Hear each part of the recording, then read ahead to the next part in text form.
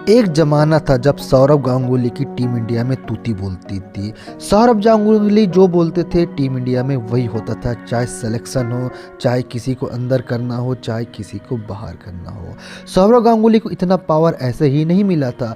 इस पावर के पीछे थे उनका जज्बा, उनका लड़ने की ताकत, और सबसे बड़ी चीज़ ये थी कि उन्होंने टीम इंडिया को एक जीरो से शिखर तक पहुंचाया।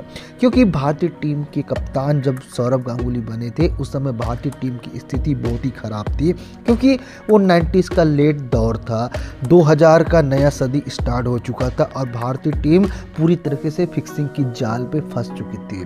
भारतीय क्रिकेट टीम में उथल पुथल हो चुकी थी, बड़े बड़े नाम फिक्सिंग कैंडल में जुड़ चुके थे।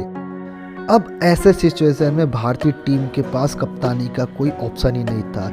एक ऑप्शन था सचिन तेंदुलकर के नाम, लेकिन सचिन तेंदुलकर की कप्तानी में भारतीय टीम को वो मुकाम नहीं मिल पा रहा था, इसलिए सबके सलाह मशवरा से सौरव गांगुली को भारतीय टीम का कप्तान बनाया गया। और भारतीय टीम उस दौर में एक अलग भारतीय टीम बन के सामने आई, क्योंकि सौरव गांगुली ने पहले टीम इंडिया की बारीकियों से जांच की कि टीम इंडिया में क्या चाहिए। तो उनको लगा कि भारतीय टीम को अगर यहाँ से मैच जिताना है तो मुझे नए खून लाना पड़ेगा, मुझे नई जिम्मेदारी खिलाड़ियों को देना पड़ेगा। अब सौरव गांगुली के पास एक साइड सचिन तेंदुलकर जैसे अनुभवी खिलाड़ी थे और दूसरी तरफ उनको नए प्लेयर भी लाना था। ऐसे में सौरव गांगुली ने के दौर में युवराज सिंह, मोहम्मद कैफ, जहीर खान, इन सभी का आगमन होता है।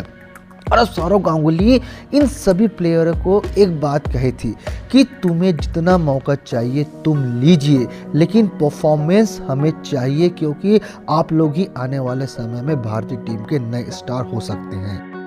एक और तो जहां सौरव गांगुली नई टीम इंडिया बनाने में लगे हुए थे, वो इसके दूसरी और भारतीय टीम का अगर इतिहास देखा जाए तो भारतीय टीम तो अपने घर में मैच जीतती थी, लेकिन जब भी विदेशी दौरा करते थे तो भारतीय टीम को कभी भी कामयाबी नहीं मिलती थी।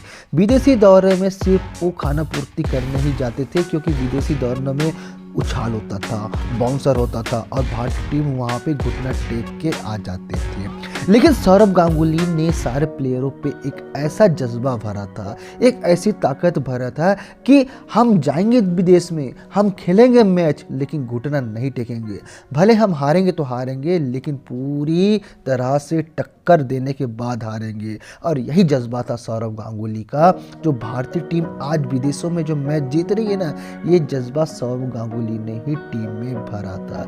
दोस्तों 2003 का वो दौर तो आप लोगों को याद होगा, जब नेट बेस्ट सीरीज का फाइनल था। इससे पहले भारतीय टीम दूसरे के घर जाती थी, विदेश दौरे में जाती थी, लेकिन जीत नहीं पाती थी। वो नेट वेस्ट फाइनल को इसलिए याद रखा जाता है, एक तो सौरव गांगुली को बदला लेना था, क्योंकि 2002 में इंग्लैंड की टीम भारत में आई थी और उसमें एंड्रयू फ्लिंटॉफ ने शट निकाल के पूरी तरह से लहराया था और भारतीय टीम को नीचा दिखाया था, क्योंकि उस सीरीज में 3-1 से भारत आगे थी। 6 मैच की सीरीज थी और अगला 2 मैच में एक भी जीती तो भारत सीरीज जीत सकती थी, लेकिन इंग्लैंड ने आखिरी 2 मैच जीता और सीरीज बराबर कर दिया। उसके बाद एंड्रयू फ्लिंटॉफ ने एक खतरनाक टाइप का जश्न मनाया। ये टीम सौरव गांगुली को बहुत सालों तक चुभ रही थी, बहुत दिनों तक चुभ रही थी। लेकिन नेक्स्ट बेस्ट सीरीज में जैसे ही फाइनल जीतती है तो सौरव गांगुली ने भी खून का बदला खून के तौर पे शट का बदला शट से उतारा, और उस मैच के हीरो थे युवराज सिंह और मोहम्मद कैफ। इसके बाद इन दोनों को सारी दुनिया जाने, और देखते ही देखते सौरव गांगुली का एक अलग ही रुतबा हो चुका था। उसके बाद भारतीय टीम 2003 के विश्व कप के फाइनल तक पहुंची, तो उसके बाद हर किसी ने माना कि ये सौरव गांगुली है और इस सौरव गांगुली की टीम है जो विदेशी धरती पर भी जीतना सीखती है। उसके बाद ऑस्ट्रेलिया के दौरा में गई भारतीय टीम और वहाँ पे ऑस्ट्रेलिया को भरपूर टक्कर दी। भले ही सीरीज वो हार चुकी थी इंडिया, लेकिन उस सीरीज में एक मैच इंडिया ने जीता और उसके बाद सौरव गांगुली की वाई चारों और ज़्यादा होने लगी। सौरव गांगुली ने लड़ने का जज्बा पूरी टीम इंडिया में भर चुके थे। उसके बाद सौरव गांगुली के पूरी टीम इंडिया पे इस तरह से कंट्रोल हो चुका था कि सौरव गांगुली के बिना टीम में किसी का सिलेक्शन भी नहीं होता था। और एक दौर ऐसा आया था कि प्रधानमंत्री से ज़्यादा ताकत बीसीसीआई में सौरव गांगुली रखते थे। उनके मर्जी से प्लेयर आते थे, उनके मर्जी से प्लेयर जाते थे।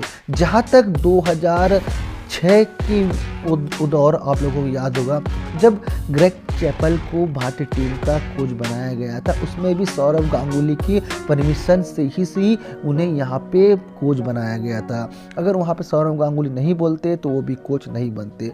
तो इस तरह से उस दौर में जब भारतीय टीम पूरी तरह से बिखरी हुई थी, मैच फिक्सिंग का साया लगा हुआ था, उस दौर से भारतीय टीम को सौरव गांगुली ने निकाला, जीतने का जज्बा डाला, भारतीय टीम को एक अलग तरीके से